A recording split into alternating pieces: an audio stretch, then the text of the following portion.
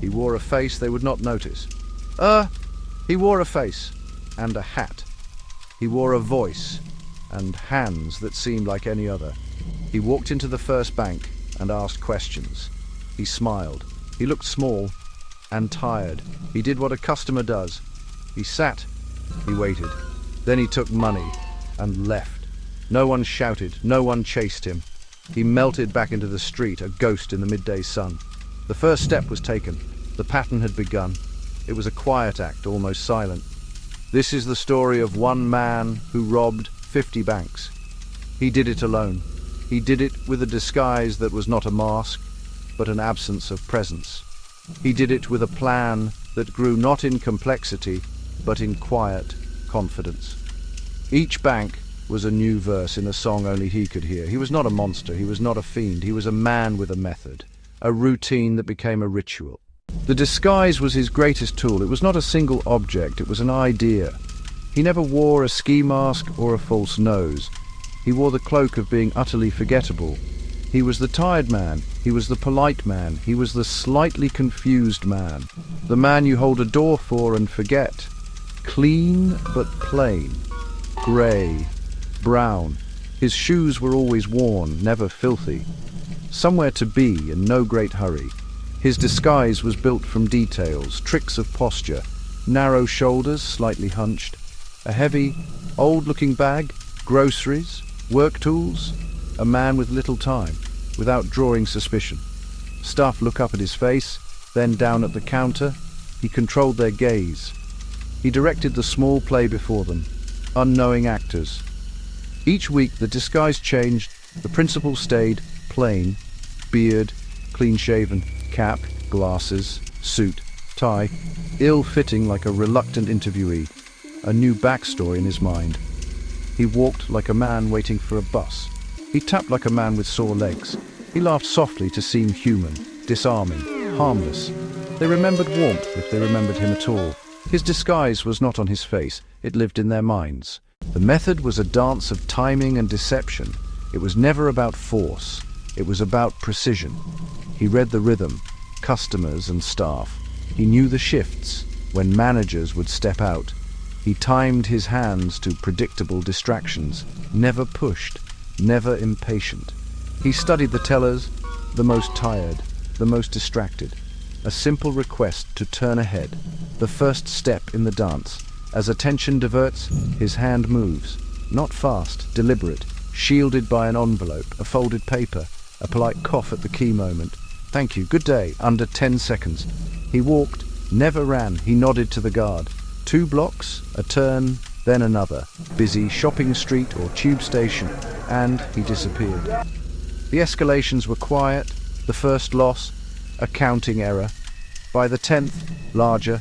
He learned longer stories to hold attention. With practice, too, he used routine as cover, mapped the city's financial arteries. He timed bustle and lull. It became a profession. Fear sharpened him, did not stop him. He measured time in heartbeats, counted heads, watched the second hand. Need became habit, a chase for control. The game became the prize. This is where the story becomes a study of a mind. What drives a man to repeat a dangerous act 50 times? Greed, need, or the quiet hum of a perfect plan? He was not simple, a creature of silent contradictions. He loved routine. He loved the test. He loved control. Each success, a note of validation. The sound grew. New moves, new risks, to prove he was smarter than all of them. But the errors grew too. Prints, fibers, a face in a frame. He adapted, his mind on an arc toward bigger wins. Order at home, order in crime, control as creed. The police started to notice a pattern. Small banks, small sums, a soft voice, each miner alone. The phantom of the high street. The city began to watch differently. Security rose. He adapted. It became a higher level in his private game. He hid inside the city's distractions. He knew they were looking, and it invigorated him. He was playing against the entire city. Higher stakes, deeper satisfaction with each move. The final acts were the most daring. He picked larger banks at peak hours. using awareness as a blind spot. He refined misdirection, a solicitor's letter dense with jargon, a child's voice to pull attention away. He chained moments into performance. Kindness placed him precisely where he needed to be, a web of polite deceptions, each act a defiance of the odds. Every performance has a final curtain. He would choose the ending. One day the plan broke. A confluence of small things. A new lens covered a blind spot. A passerby caught his leaving. First day nerves, a quiet press. They moved in his language, small, coordinated. They had studied his roots, his psychology. They changed the scene. He could not disappear. They found him walking home from a long day. He stayed quiet, hands steady.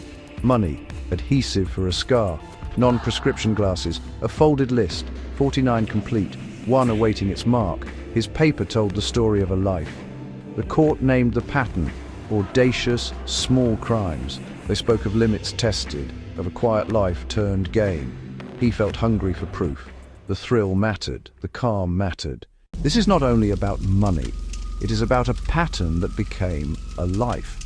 Small acts carved deep, permanent shapes. Gentle lies hid a hard, unyielding plan. He used a teller's small trust as a key to a vault, a ghost in the machine of the everyday world.